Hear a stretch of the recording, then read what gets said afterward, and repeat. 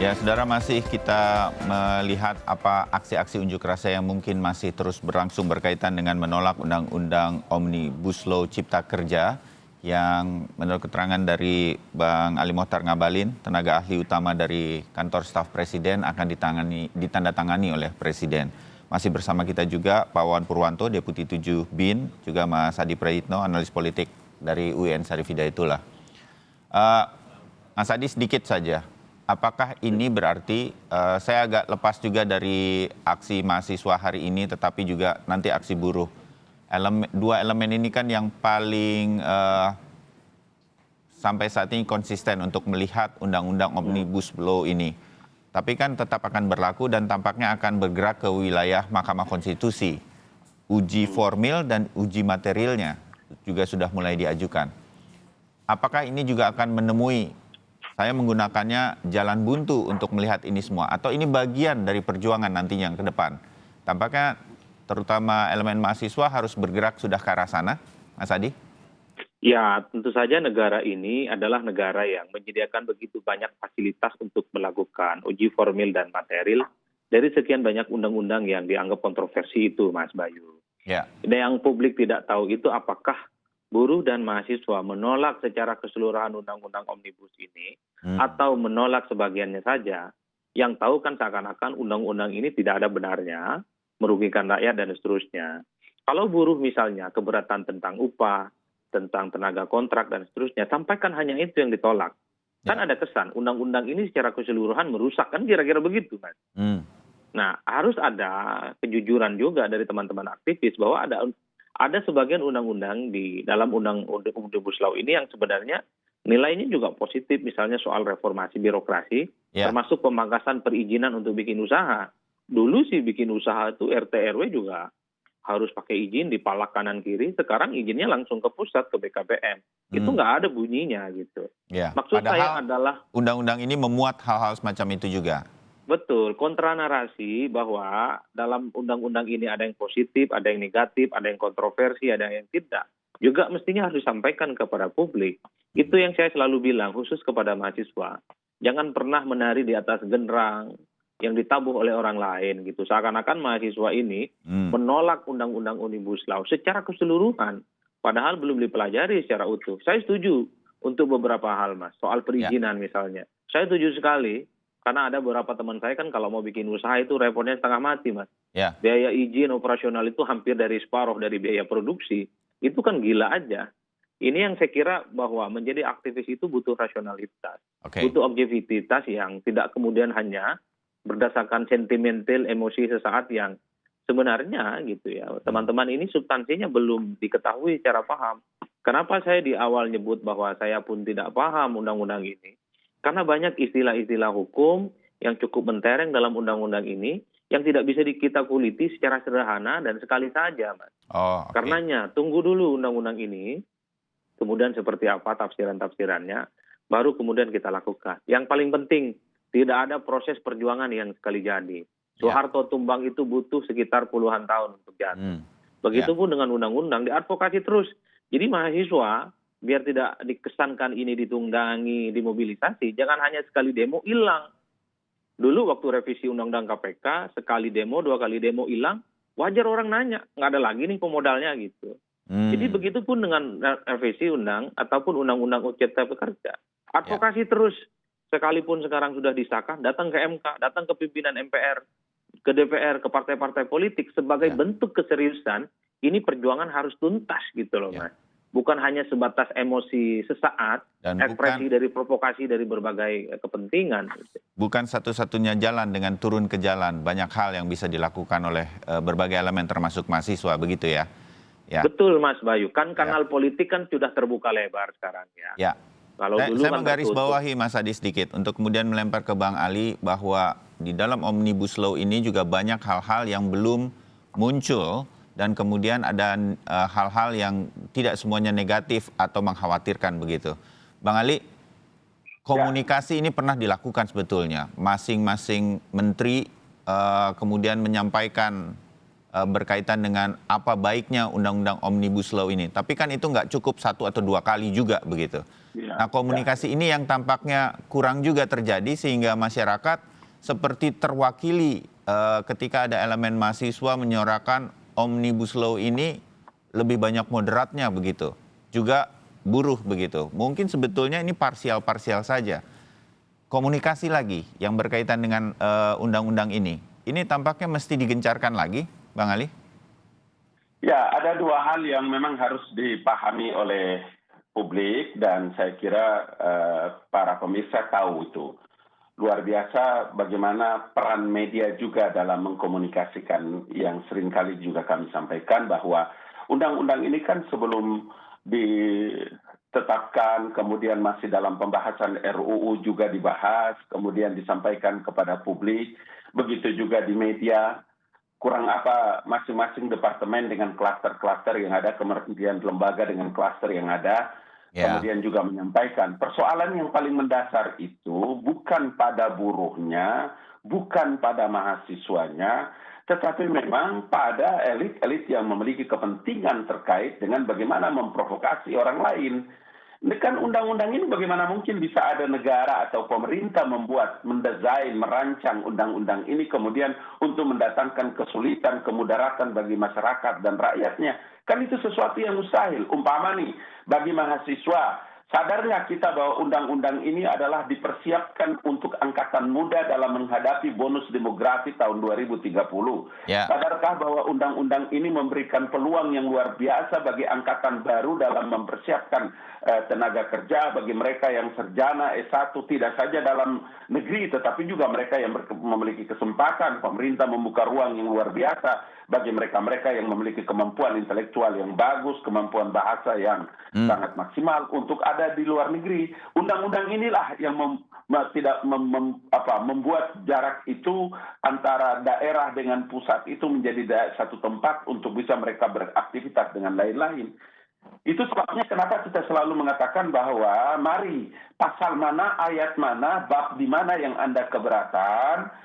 Kan Presiden berkali-kali bilang, saya bisa membuka diri kemudian bekerja dengan siapa saja. Tetapi tentu negara dan pemerintah ini tidak mungkin membiarkan orang yang ingin memprovokasi. Ya, saya pernah mengatakan itu sampah-sampah demokrasi.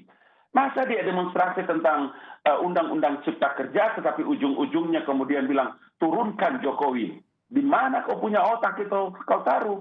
Ya, itu kan merusak sistem tata negara demokrasi di tanah air. Jadi orang-orang inilah yang menurut konsep orang hidup berbangsa dan bernegara itu nggak boleh dibiarkan. Negara dan pemerintah harus bertindak untuk bisa mengamankan dan jangan sampai terprovokasi orang-orang lain. Melawan dan bertindaknya negara atau pemerintah berkaitan dengan ini bisa dengan membuka jalur diskusi seluas-luasnya, Bang Ali. Ini dijanjikan tidak? Sehingga kalau ada elemen mahasiswa, buruh, ingin berulang kali, 10, 11, 12 kali berdiskusi mengenai satu pasal misalnya, ini terbuka begitu. Itu bisa nggak dijanjikan? Mas Bayu, Bapak Presiden memerintahkan di Jalan Veteran itu orang boleh lewat masuk ke dalam Binagraha dan KSP. Saya setiap hari di sana. Jalan Veteran ini di Medan Merdeka di dekat Binagraha begitu ya, biar pemirsa tahu. Betul. Itu terbuka untuk publik. Ya, karena itu Jenderal Muldoko sebagai Kepala Staf Kepresidenan membuka satu ruang besar yang namanya KSP berdialog, KSP mendengar. Dari KSP kita bisa berdialog dengan Presiden. Dari KSP kita bisa membahas materi-materi mana yang kalian anggap tidak benar. Dari KSP sebagai the bottlenecking bisa membuka semua jalur-jalur yang tersumbat. Dengan kementerian mana, dengan lembaga mana, dengan siapa yang Anda tersendat dalam berkomunikasi. Cari di KSP. Ali Mukhtar ada di sana dengan teman-teman semua. Jangan ragu itu. Gitu. Saya berharap ini arahnya nanti tidak lagi terlalu turun ke jalan, tetapi lebih banyak diskusi, mencari jalan keluar dengan berbagai pihak, termasuk dengan Presiden melalui kantor staf Presidennya, sehingga kemudian banyak yang bisa dimengerti. Karena kalau turun ke jalan, ada hal yang berkaitan dengan ini, saya sedikit kepawawan sebentar Bang Ali, karena ada kemungkinan penyusup-penyusup. Nah ini yang mesti diwaspadai. Tadi Bang Ali mengatakan ada saja yang ingin kemudian tiba-tiba agendanya jadi berubah 180 derajat. Undang-undang Cipta Kerjanya ada beberapa pasal yang dikhawatirkan tetapi kemudian turunkan presiden.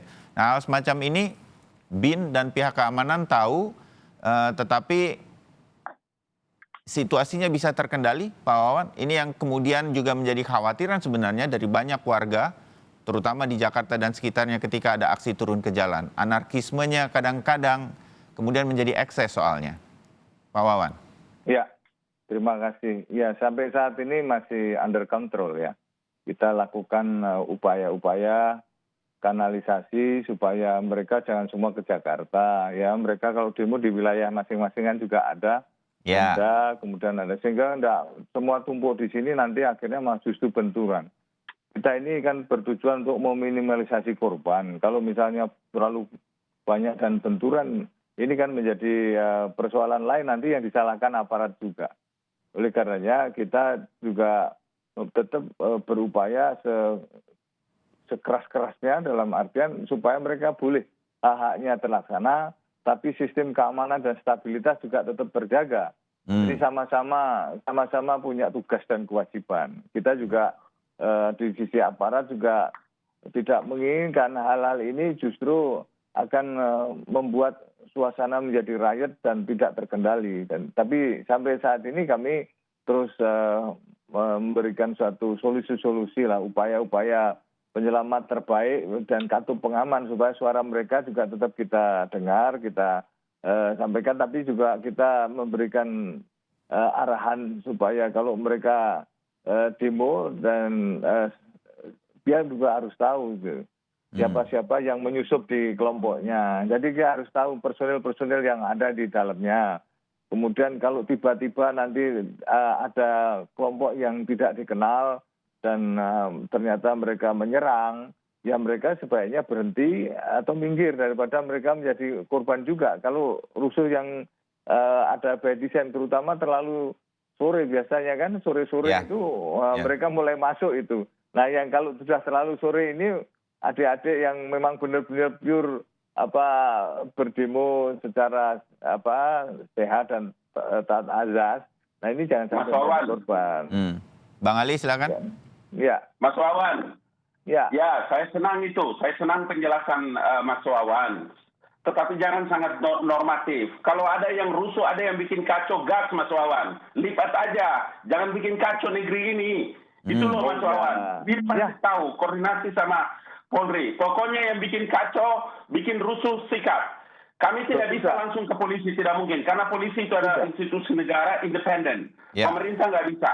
Tapi polisi tahu, makanya berkali-kali juga kita bilang, polisi itu adalah lembaga negara dan profesional bekerja. Kalau nanti BIN tahu ada yang membuat rusuh, bakar, kacau di sana, sikat, lipat. Jangan mengganggu orang lain di negeri ini. Negeri ini harus baik, Mas Wawan. BIN mesti keras itu. BIN kasih laporan supaya ambil tindakan yang jangan sampai ada orang bikin kacau. Batas jam waktu yang ditetapkan petugas keamanan, bubar-bubar. Kalau masih ada yang ini, sikat. Nggak usah tunggu-tunggu, bikin kacau aja negeri ini. Sampai saat ini tetap kita lakukan upaya-upaya tindakan itu selama dia ada 2 bukti permulaan yang cukup bahwa mereka melanggar pidana, diproses. Pasti rakyat dukung Mas Wawan dengan teman-teman. Sikat aja. Kita lakukan yang terbaik buat negeri ini. Ya, tidak ada yang pelanggaran-pelanggaran itu dibiarkan. Nanti by omission juga ini salah juga. Jadi kita melakukan langkah-langkah terukur, tapi juga meminimalisasi korban. Bagi yang melanggar hukum ya tetap harus bertanggung jawab. Dan kita kalau misalnya dilakukan langkah-langkah pengamanan ya harus siap menerima.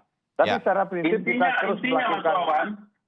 Intinya yang bikin kacau, yang bikin rusuh, yang menyebarkan berita bohong, kebencian, intoleransi, kemudian berteriak tentang khilafah dan macam-macam dalam demonstrasi itu, turunkan presiden segala macam di luar daripada ketentuan peraturan Kapolri nomor 7 tahun 2012. Itu kan ada tata cara kebebasan menyampaikan pendapat depan publik. Undang-Undang nomor 9 tahun 1998, betul, Undang-Undang Dasar 45 ada. Tapi ada peraturan Kapolri nomor 7 tahun 2012 yang terkait dengan mengganggu keamanan dan lain-lain. Dimengerti Bang Ali.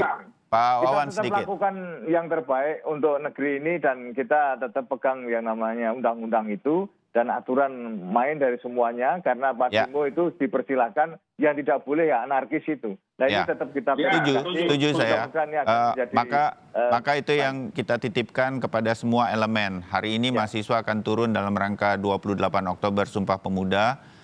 Semuanya harus berada di koridornya, semua harus menjaga diri. Tentu negara menjamin ini semua. Korlap-korlap di lapangan pasti berupaya, saya meyakini itu menjaga semua situasinya agar tidak tersusupi. Tetapi ini semua mudah-mudahan berjalan dengan baik. Mas Adi, sedikit di bagian-bagian akhir kita, Pak Wawan dan juga Bang Ali ya. Pokoknya turun ke jalan boleh, tetapi jangan sampai anarkisme terjadi. setuju. Kalau itu terjadi, bahkan kami yang sangat apresiatif terhadap aksi turun ke jalan semua elemen, baik mahasiswa maupun buruh, dan mendukung upaya tersebut untuk mengkritisi apa yang dirasa kurang baik, nanti akan menjadi bumerang atau kemudian menjadi berbalik tidak simpati. Nah, Mas Adi, kalau kita Ada melihat, dua hal yang ya saya ingin menyampaikan gini, aksi turun ke jalan setelah beberapa kali ini, kalau saya melihat komen-komen di berita-berita online begitu, mulai kurang simpati ketika ini sudah dijalankan lagi. Karena kita dalam resesi ekonomi, kita kepingin ini semua bisa berjalan. Maka upaya-upaya yang Mas Adi katakan, Bang Ali katakan, dialog sekarang, jangan lagi turun ke jalan. Mudah-mudahan ini yang terdorong dengan baik, pengawalannya dengan hal semacam ini. Daripada nanti aksi-aksi dari berbagai elemen termasuk mahasiswa jadi bumerang. Jadi dianggap ini tidak, jadi komen-komennya itu, ayo teman-teman mahasiswa belajar aja, diskusi saja, jangan turun ke jalan terus, macet lagi, kami nggak bisa kerja lagi, hal semacam itu. Lihat saja di komen-komen itu, begitu. Saya tidak bilang ini semua kemudian adalah komen dari seluruh rakyat Indonesia. Saya meyakini aja yang terus tetap mendukung aksi mahasiswa, tapi mungkin jalurnya sudah harus diubah. Mas Adi? Ya, setuju Mas Bayu. Ada dua hal ya. Saya kebetulan sering berinteraksi dengan teman-teman aktivis dan mahasiswa. Ya. Pertama, memang menjadi aktivis mahasiswa itu butuh iman politik yang nggak main-main ya. Satu, butuh nyali. Dan kalau ada demonstrasi dalam berskala besar, ada gesekan dikit itu memang nggak boleh cengeng. Ya. Kalau kena harga gas air mata, dorong-dorong dengan aparat, nggak bisa langsung didramatisir bahwa ini represif gitu ya. Bahwa kena pentungan sedikit pun itu juga nggak apa-apa. Itu dinamika lapangan. Artinya apa? Secara fisik, secara mental, menjadi aktivis itu harus bersiap diri dengan segala dinamika di lapangan. Jangan kemudian misalnya, jangan maknai demo ini seperti majlis taklim gitu ya. Adem-adem saja. Dan kita tidak pernah tahu siapa yang memulai dari gesekan-gesekan itu. Ya. Dan yang kedua tentu apa yang saya sebut dengan intelektual organik itu ya. Bahwa mahasiswa ini harus punya basis rasionalitas. Jangan sampai mendemo sesuatu, kita nggak tahu isunya. Atau demo sesuatu karena disuruh dan dibayar oleh orang lain. Ya. Karena pasca reformasi ini Mas Bayu, banyak perusahaan dalam tanda kutip ya, banyak PT-PT yang kemudian memproduksi demo-demo itu. Demo dibayar, butuh berapa bus tinggal didistribusikan. Bukan mahasiswa yang demo, tapi mobilisasi orang yang tidak punya kerjaan saat ini. Banyak sekali saat ini.